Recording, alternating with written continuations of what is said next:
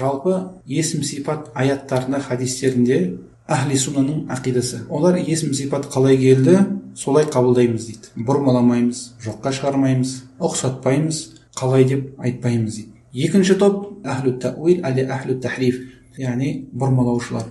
Бұрмалау деген екі негізге құрылады, екі нәрседен тұрады. Біріншісі ол есім сипаттар, Құранда келген сипат аяттары, әлде сипат турасында келген хадистер, осының барлығын түке түсінуге болмайды дейді.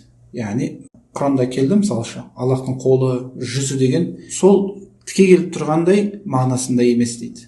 Сол мағынасын жоққа шығару керек дейді. Сол Құранда мысалшы келді, Алланың жүзі, Алланың қолы, Алланың аяғы деген солардың барлығы біз түсініп тұрғандай емес дейді. Сол мағынаны міндетті түрде жоққа шығару керек дейді. Өйткені солай жүрегіңе алатын болсаң, Аллахтың қолы бар дегенде Құранда иә қолы бар дейтін болсаң, күфірге кіресің дейді. Бірінші негіздері. Екінші негізі, бұрмалаушылардың бірінші мағынасын жоққа шығарғаннан кейін барып бір басқа мағынаны тағайындайды. Бір мағынаны белгілейді. Яғни мысал келетін болсақ, Аллах Тағаланың жүзі бар дейді. Біріншіден дейді, бірінші негіз, Аллахтың жүзі дегенді жоққа шығарамыз дейді. Аллахтың жүзі жоқ деп айтамыз дейді. Екінші, жүздің орнына, Алланың жүздің орнына басқа мағына тағайындаймыз дейді. Яғни Алланың жүзі деген, Алланың өзі деген, әлде Алланың сауабы деген, әлде Алланың ол қыбласы деген,